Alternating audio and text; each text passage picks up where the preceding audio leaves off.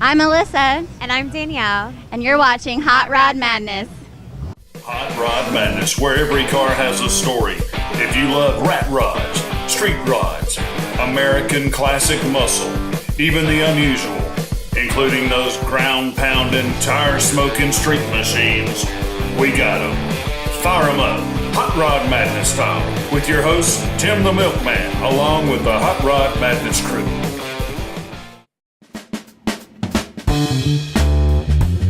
Each month on the north side of Atlanta, a cruise-in spectacular occurs. It's Caffeine and Octane.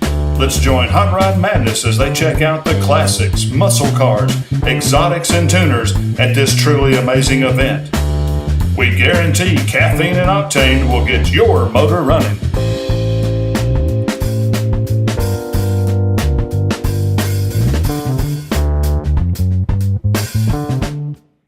All right, it's early AM at Caffeine and Octane. I'm out here checking out some really cool rides. LS Power Jeep, double-decker bus.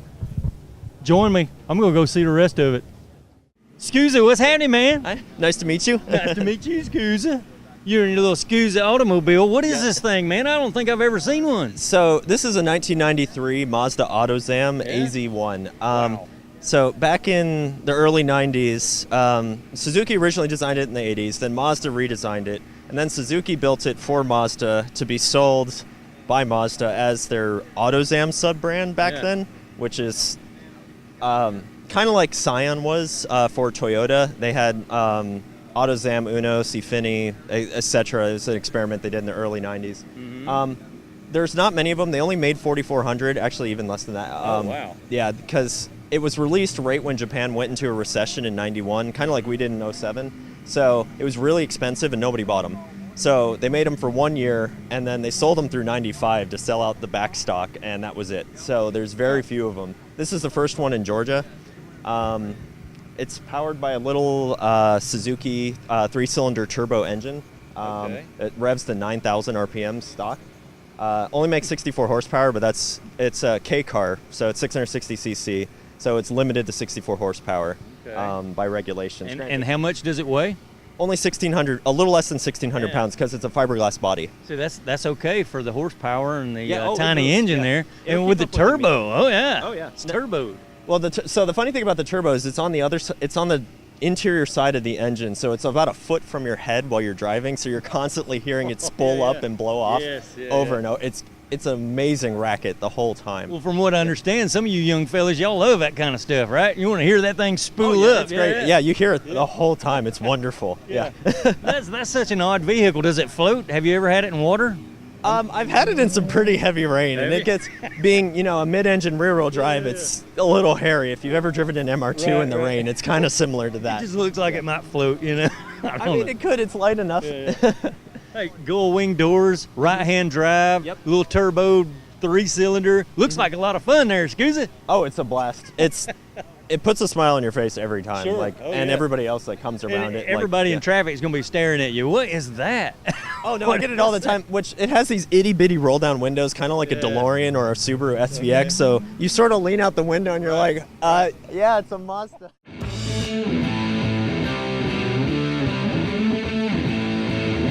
Steve, how are you, man? I'm doing great. How you doing? All right. Good. Steve, a regular here at Caffeine and Octane. Dude, you chromed your Camaro way on out, man. Is this like spray chrome or a wrap, or what is that? A wrap. The hood and the trunks are wrapped.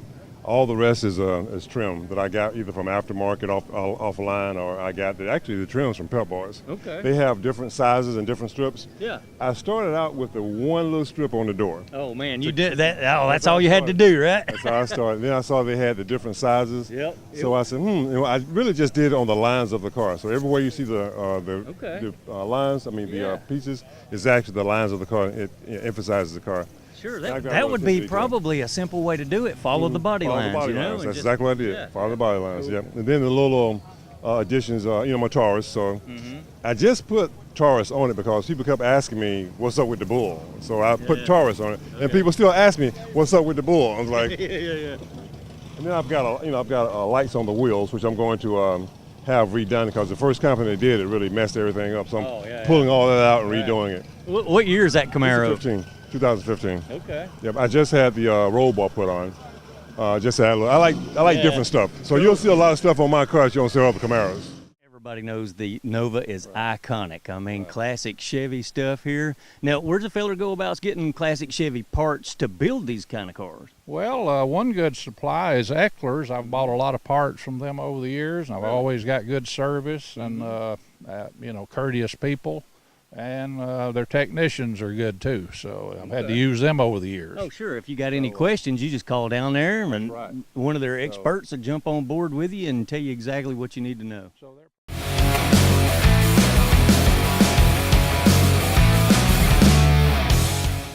Tully, how are you, sir? I'm good, Tim. How are you? I'm great, man. I'm looking at some really cool cars out here, and you can't walk past a fat-fendered vehicle and not ask questions, man. Look at this thing. The body on this, folks, is absolutely gorgeous. Mercedes, what year is it, sir? 1936. It's a 540K Special Roadster. It is a mock-up. Uh-huh. It was done for movies and parades primarily, Okay. loaned out to movies and used in parades quite often, and Cool. she's done very, very well at shows. Wow. Because Yeah, it's doing well right now, man. I'm looking at it going, I probably couldn't tell if it was a replica or not. And what movies can we see this car in? Sound of Music was a portion of it, but Okay. that was before the car was built. They did use some of the front end of the car when the bad guys arrive and all the kids Sure. are hanging out of Yeah, the yeah. tree. Well, Okay. that was the front end of this car. All right. But Cool. Wow. Now, what you got power in this baby?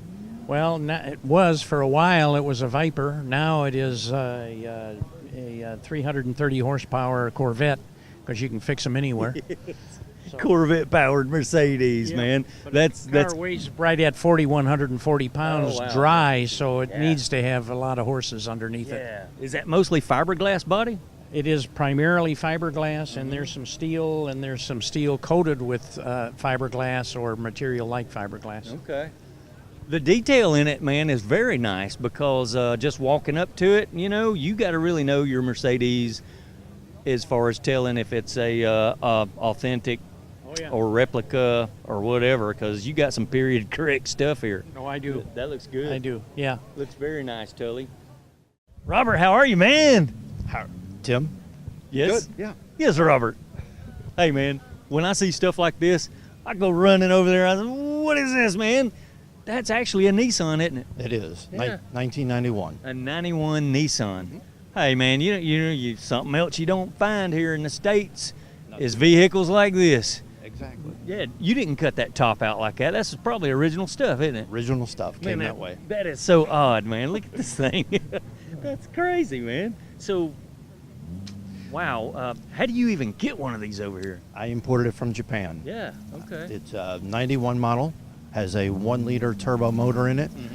It was only made for the Japanese market Yeah. for 10 months. Okay. So even if you go over there, there's not that many of them over there. Not that many of them over there either. No. Yep. Wow.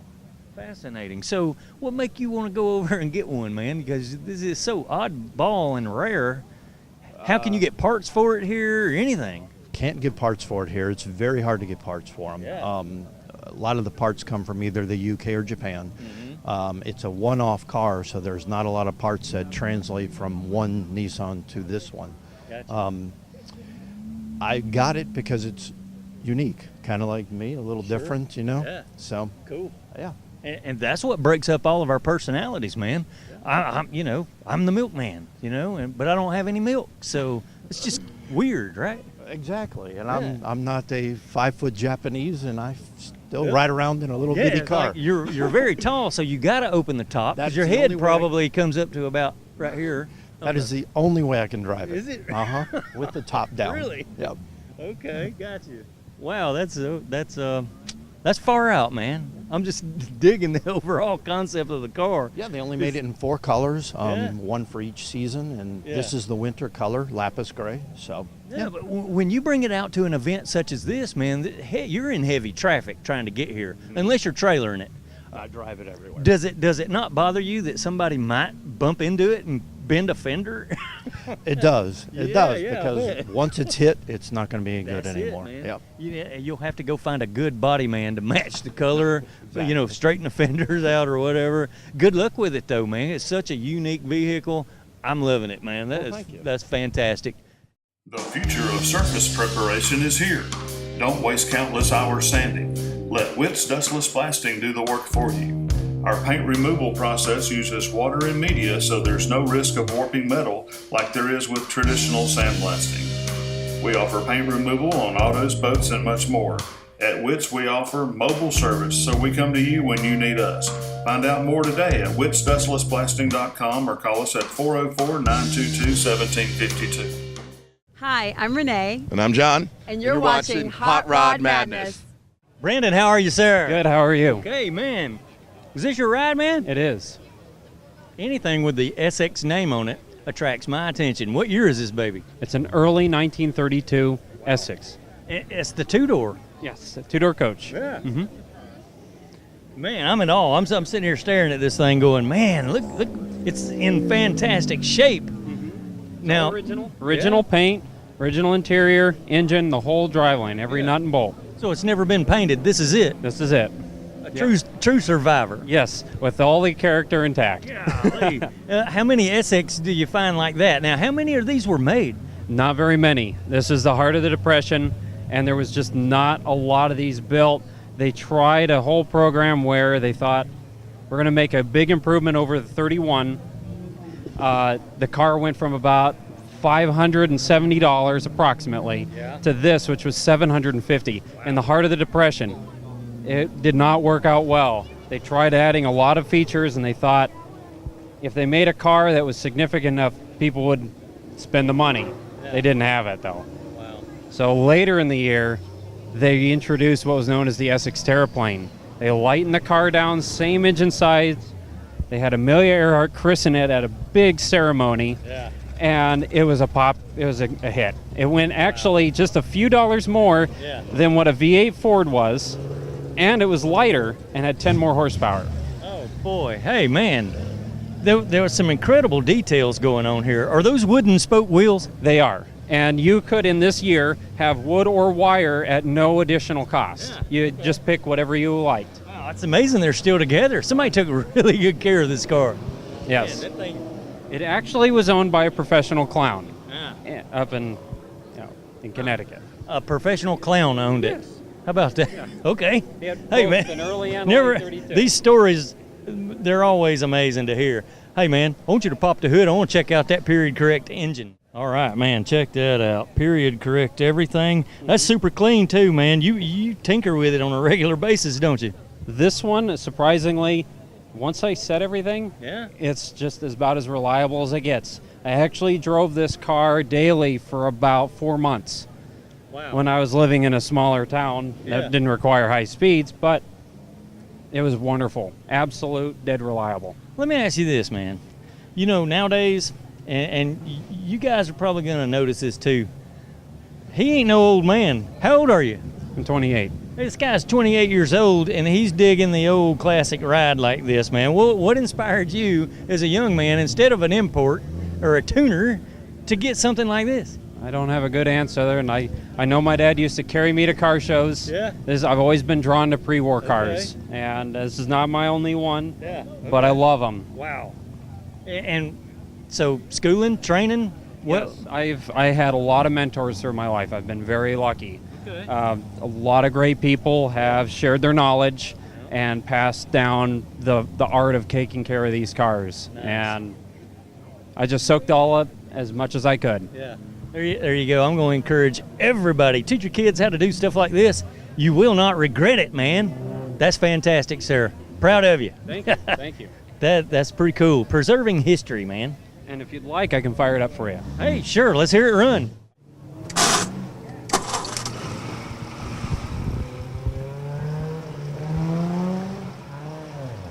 Okay, is it really running? The thing's so quiet. That is super quiet. Look at that, like a sewing machine.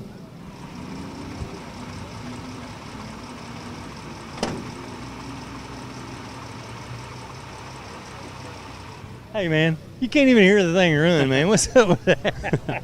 That's just a good old engineering for you. That is super smooth, folks. And you'll get a kick out of this. There is some interesting facts about these engines.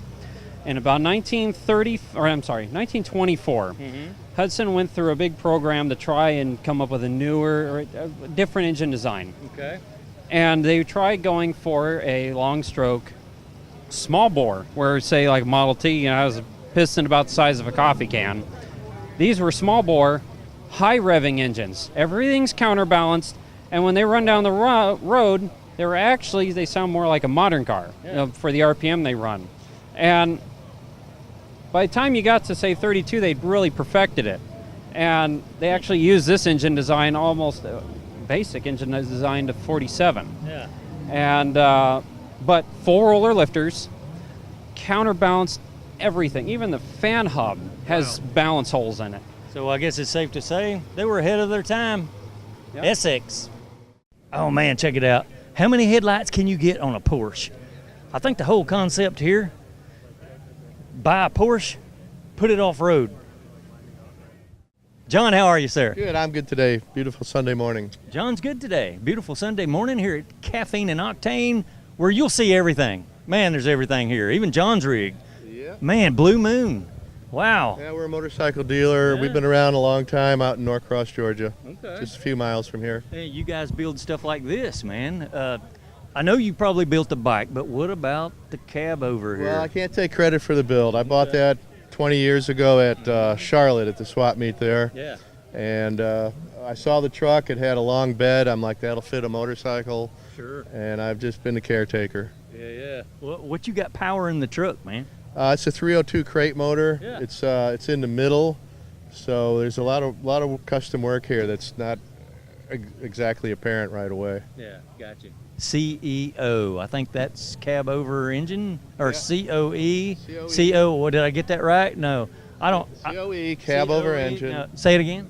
COE, that's cab over engine. Hey man, I say wrong stuff all the time. Come on, let's go look at your bike back here, man. All right. This thing hauls a killer looking Harley back So there. It's a 47 truck. Yeah. And it's a 48 Harley Davidson. And that's the WL. That's they built those for the World War II, and then after the war they still made them up into the early 50s. And this one's all restored with all the extra doodads that you could buy from Harley Davidson at the time. Yeah, looks period correct, man. And you get to play on stuff like this. That's probably a rider. You get to cruise around on it, don't you? Well, we have over 100 antique motorcycles at Blue Moon. Okay. And it's kind of like a museum, except everything's for sale. Yeah, I was about to say, man, a museum. Wow. I'd like to come check that out. You ought to come. Yeah, I bet you got a lot of cool stuff in there. Yeah, we do. We've been there over 20 years now, and we specialize in classic motorcycles. We also sell late model bikes. Sweet, man. Hey, it's the Milkman here, reminding you of year1.com. They got you covered 24/7 for all your muscle car needs. Between these catalogs and their website, they got you covered, man. Hey, just use their new product drop-down screen, and you can find all the new parts added daily. And for a limited time only, use promo code HOTROD and save up to 30% off on your next purchase at year1.com. Hey, what are you waiting for? Just tell them the Milkman sent you. This is Chuck Beck, and you're watching Hot Rod Madness, as you can see. Joe, how are you, man? Good. How you doing? He's good. He comes cruising up in one of these, man. That's kind of an odd build. Look at this thing. You got old school. The back half is new school. What year is that? It's an 2011 coupe. Okay. Yeah. It's made to look like a 1963 split window with a nice wide body touch. Yes, I see that. Yeah. That's totally different. Who makes a kit like that, or what is that? Well, it's custom made by Call Customs out of Iowa, Yeah. and the engine was upgraded by Lingenfelter. Oh, nice. Oh, Yeah. boy. So not only does it look good, that baby will get it, won't it? It'll get up and go. Yeah. Yes. Okay, big LS motor in there with some goodies. Yeah, it went from 435 bench horses to 571 to rear wheels. Okay. You get a dyno once Yeah. Lingenfelter does it. Yeah, I have yet to see anybody do this to a one, the later vets, put the old front end back on them and stuff. the old split bumper type body. Man, them things look good, right? Oh, it looks sweet. Yes, Yeah, I love the rear end on this car. Yeah, It looks yeah, it looks nice coming down the road. I barely let other people drive it, but I've had a couple. Really? Because my next question was, can I drive it? Yeah, sure. As long as I'm in there with you. He said, I ain't driving your If car, you go a man. little too fast, it might smack you in the back of the head. I ain't driving your car, man. Sure does look good sitting there, though, buddy. Oh yeah, That's it's a nice, cool. it's a nice ride. I drove it from California out here. Really? Yeah, Okay. me and a buddy, Dave. Yeah. All right, man.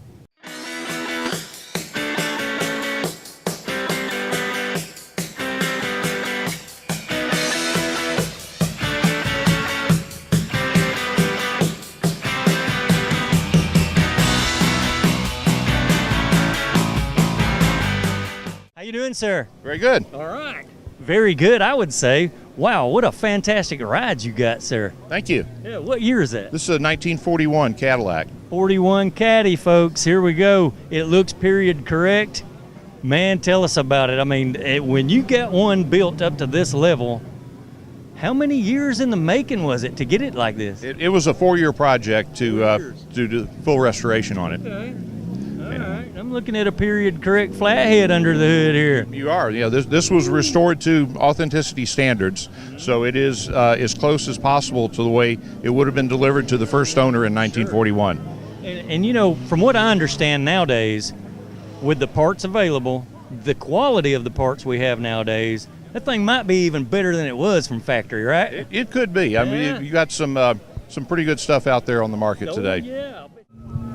Hey, man, would that be the period correct color for those engines back then? Yes, that green is the color the Cadillac used in that era up through 1948. Yeah, that's kind of like a military green type color, you know? Very close to it. Yeah. The old flathead V8, man. I bet that thing runs like a sewing machine. It is really smooth. It idles at about 375 RPM, Wow. Okay. so it's just barely turning over, but it's as smooth as can be. Okay. Wow, you can see the spark plugs right out the top of the heads. You got the induction right up front, easy to get to the air cleaner and all. And what kind of transmission is that? This has got a hydromatic transmission. It was the first year that Cadillac had a hydromatic. Yeah, cool. Boy, when they came out with that, the guys were loving it, man. Hydromatic, smooth as can be, Cadillac styling. Oh boy, look at the wood grain on the dash. The styling of these caddies are so fantastic, man. Love it. They're little jewel points all over the car. I mean, they really put a lot of effort into the design. Sure. Which one of those GM guys had a hand in designing these things? This was Bill Mitchell, who was head of GM styling for many, many years, and this was one of his really signature projects to do this car. Yeah, you can imagine what he rode around in, huh? I bet he had some nice stuff. Yeah. Oh, yeah. So you never met the guy, right? No, never did. Yeah, me either,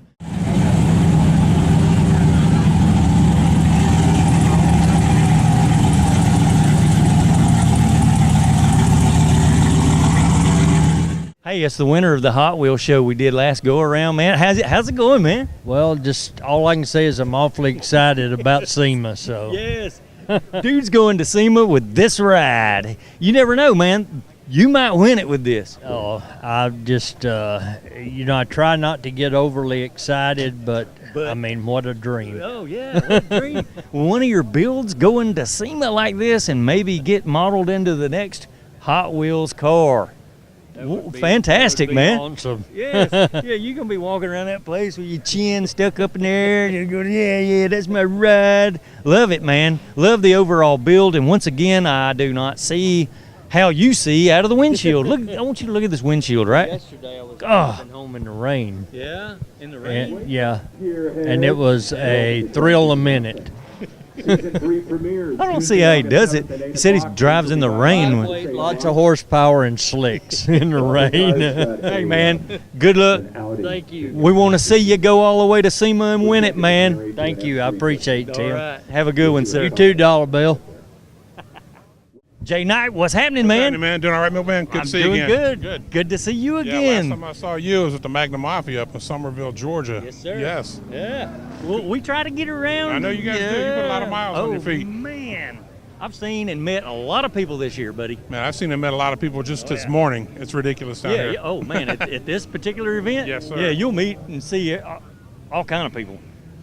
S2000, right? Yes, sir. It's a 2001 Honda S2000. Yeah. Haven't even cracked 100,000 miles on it yet. Oh, really? So, yeah, Yeah, I okay. baby this car. Yeah, this thing's just now getting broke in, man. Yes, not even yet. You turboed it. I actually correct you on that. Everybody thinks it's a turbo. That's actually it's a Comtech supercharger kit with the Paxton Navi 1000 blower on it, Godzilla blow-off valve. Internals on the motor from scienceofspeed.com, from the crank to the head, everything's been rebuilt. Okay. Yeah, I'm actually, old school kind of guy. I'm actually used to seeing those big old blowers. Big old blowers sticking out the hood. I know what you mean. And this little supercharger here, man, what kind of boost does that really give you? Right now I'm running on 9 psi, and that's giving me 349 at the crank, right at 315 to the ground at about 225 foot-pounds of torque. All right, so you can tell a big difference between factory and that supercharger. Yeah, factory comes 240 stock out the door. So yeah, I bumped it up a little bit. Okay. So you've dynoed it and see what I it'll have. do and Yes. all that? Yep. Yeah. These tuner guys, man. Wow. We don't know when to stop. You don't know when to stop, do you?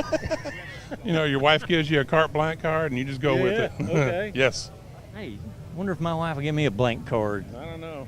Well, I'll put in a good word. I don't know if I can help you out, though.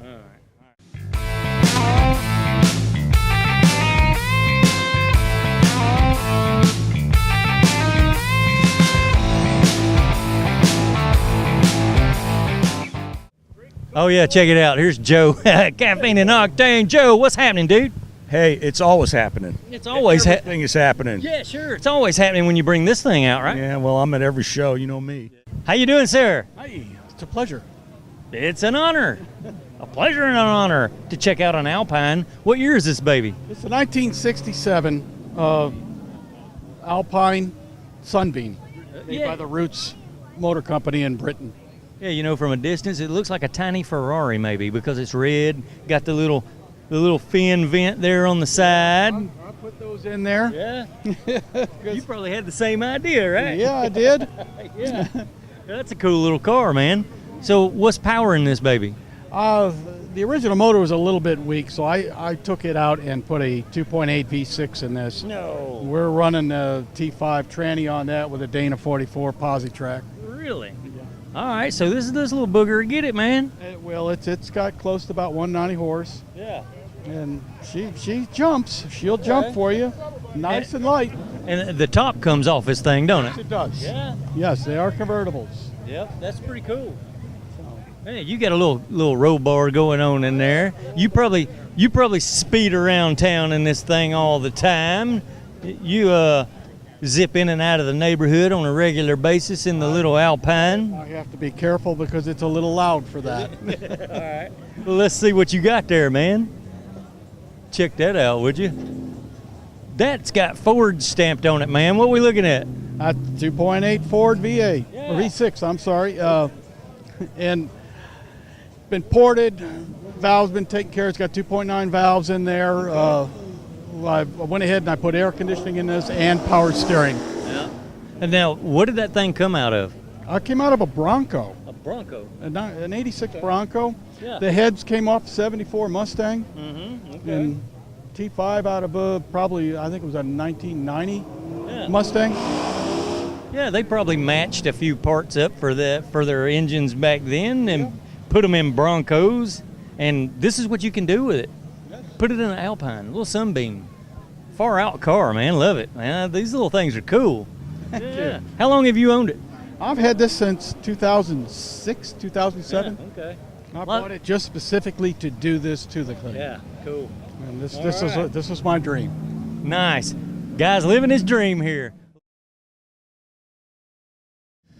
All right, that concludes another episode of Hot Rod Madness. Man, I'm wore out. Caffeine and Octane will wear you out. There's so many cars, so many people here. Until next time, next week, same channel. Woo!